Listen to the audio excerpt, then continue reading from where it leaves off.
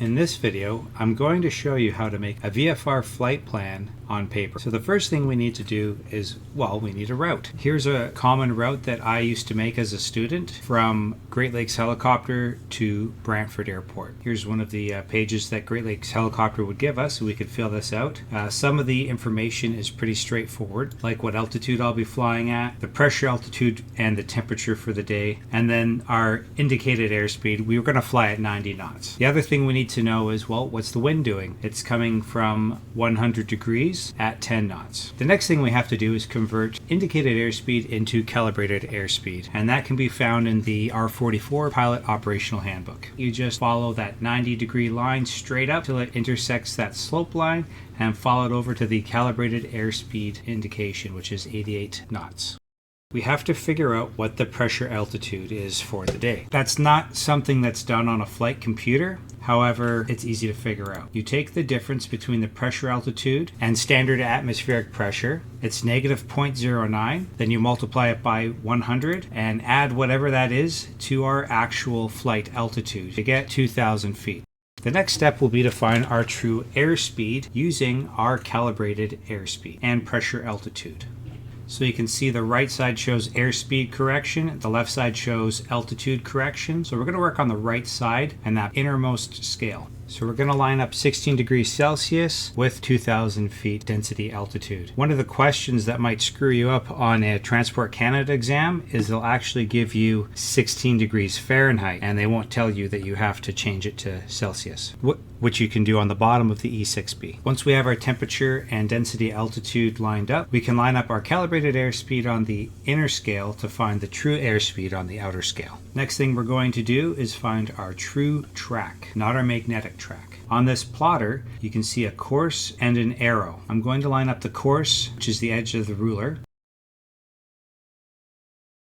And the arrows I'm going to line up with a grid, longitude and latitude on the map. And I can read the number on the bottom. Another way to do this, if I was in a pinch, I could find the magnetic bearing by lining up the course with the compass rose at the airport. Now that I have my course, I'm going to input today's wind speed, which is 10 knots from 100 degrees. So the next thing I'm going to do is line up my true course, which we just found on the map. Then I can slide my innermost circle over the true airspeed to get my ground speed, which is 1 knot faster, so 92 knots. And it's also minus 6 degrees. Next, I need to find my variation on the map. It's whatever variation line is closest to the airport.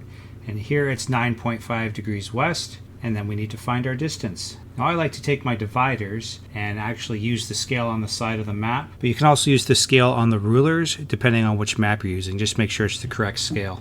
Now that I have my distance of 2 nautical miles, I can use my flight computer to line up my speed. So 60 minutes, I'm going to be traveling 92 knots ground speed.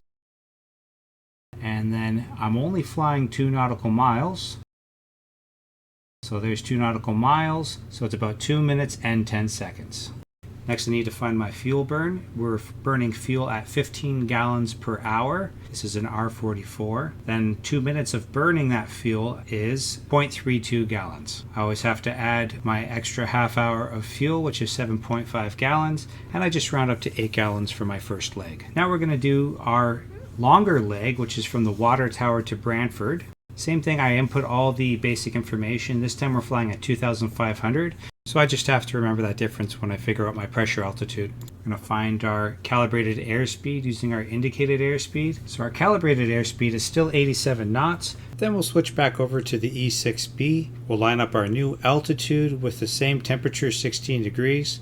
So 2,410 feet with 16 degrees. Match our indicated airspeed of 87 with our true airspeed to find 91 knots. It really hasn't changed. Again, we're going to use the plotter. We're going to line up the ruler's edge with our course, and then the arrows with our longitude and latitude. And that gives us a course of 172 degrees, true track. Another way to do it, if I was in a pinch and I didn't want to do all the math, I could find my magnetic track by just paralleling the airport compass. Okay, next we're going to figure out how far the wind pushes us. So again, the wind hasn't changed. It's going to be 10 knots at 100 degrees. So I line that up on my E6B and I put in my course, which is not the same this time. So there's 172 degrees. And now I have to move the center of my E6B over my true airspeed. And you can actually see it. I'll be flying at 94 knots with -6 degrees from the left. And add my variation to get my magnetic heading. And my ground speed is different. Since my course direction has changed, it's 94 knots. So a little trick, you can actually use the lines of longitude to find your distances, since that's actually where nautical miles comes from. In this case, it's 17 nautical miles. So how long is it going to take? We're going to take our 60 minutes and line it up with our 94 knots.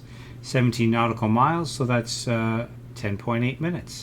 So how do we turn the 0.8 into actual minutes? Well, if I put the 60 minutes on the 10 mark and find 8, line it up, and it's actually about 48 seconds. Though I don't really have to do that for these calculations. How much fuel is burnt flying for 10.8 minutes? So I line up my 15 gallons with 60 minutes and find 10.8 to show how much fuel has been burned. 2.7 gallons.